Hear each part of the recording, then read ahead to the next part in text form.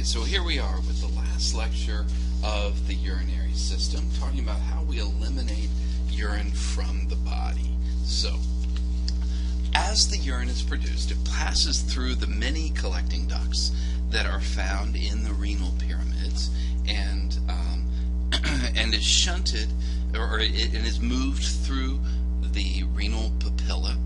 So it is delivered to the renal pelvis at the renal papilla, and passes through the minor calyces into the major calyces and into the large cavity of the renal pelvis. And then from there it's shunted into the ureters.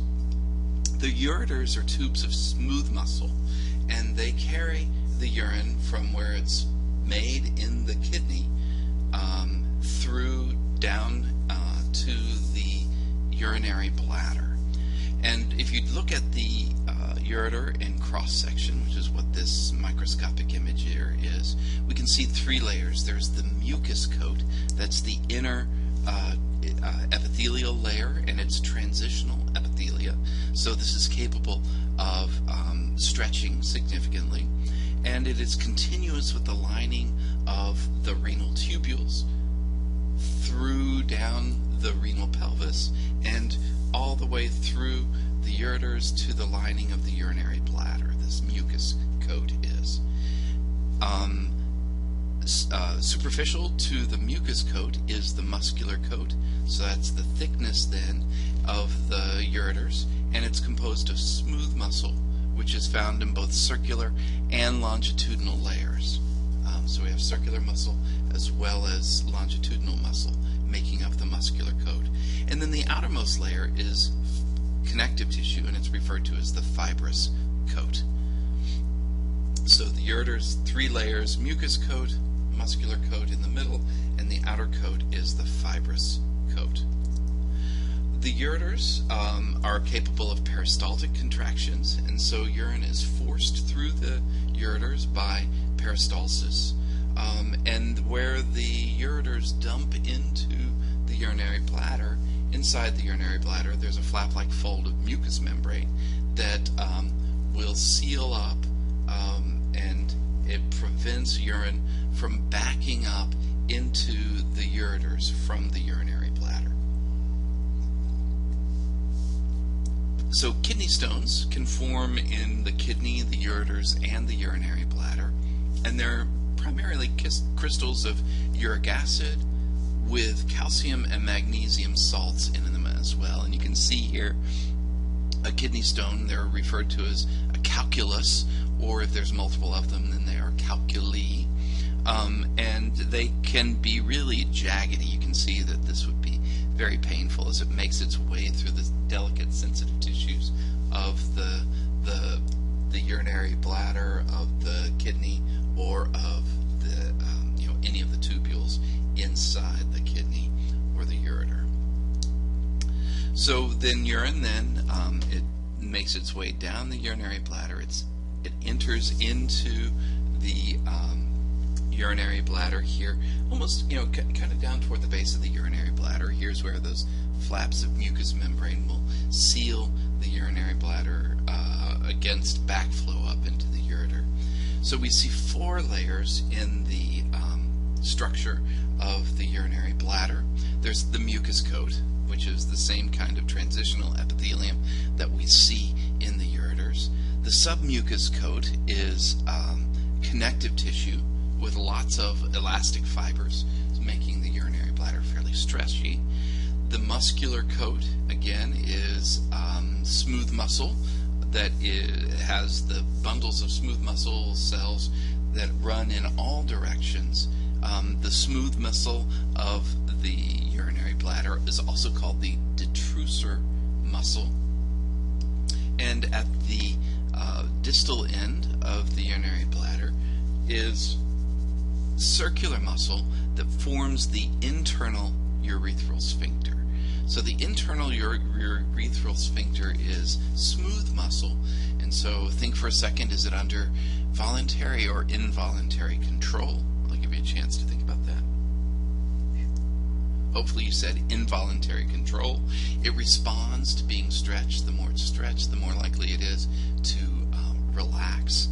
And then the outer layer of the urinary bladder is the serous coat, and it is visceral peritoneum here at the outer surface of the urinary bladder.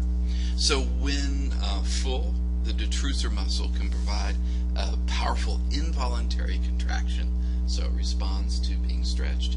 As it stretches, it responds with a contraction that will then force urine from the urinary bladder.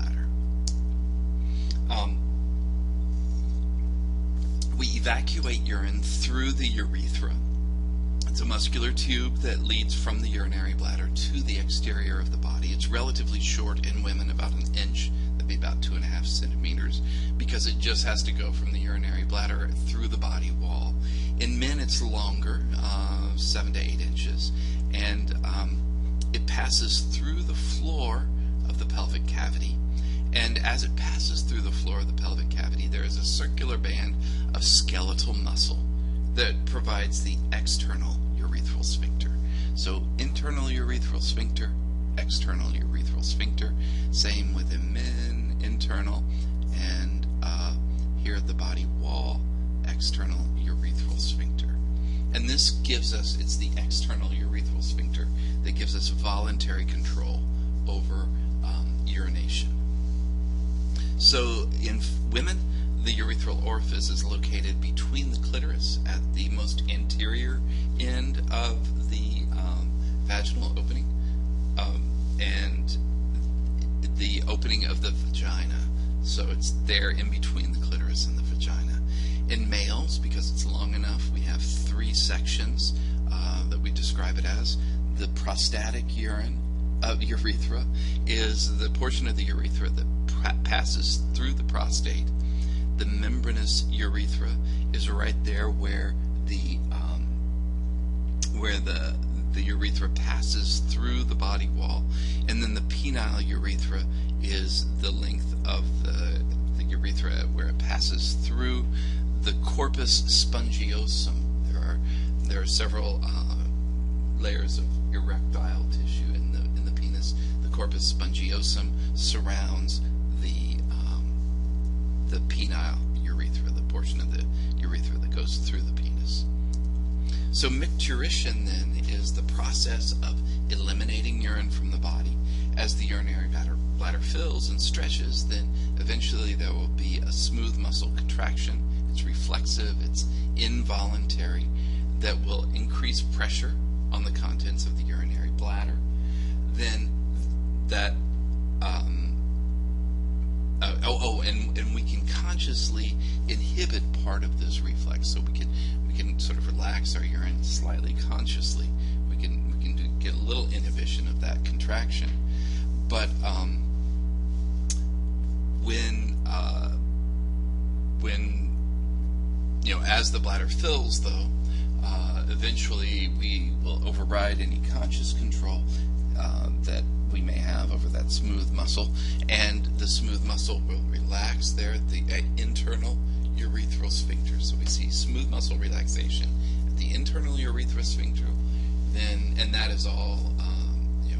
It's an involuntary response as it relaxes, and then conscious relaxation at the external urethral sphincter will then allow micturition or urination. So there you have it. Everything you've ever wanted to know about the urinary bladder, plus probably a whole lot more. Sorry about that. And as always, if you have any questions about how any of this works, you're welcome to send me an email. I'm going to be headed out of town this morning, Tuesday morning, so but I will be in semi-contact with my email through my cell phone, so don't hesitate to send me a message, and I will get back with you as quickly as I can.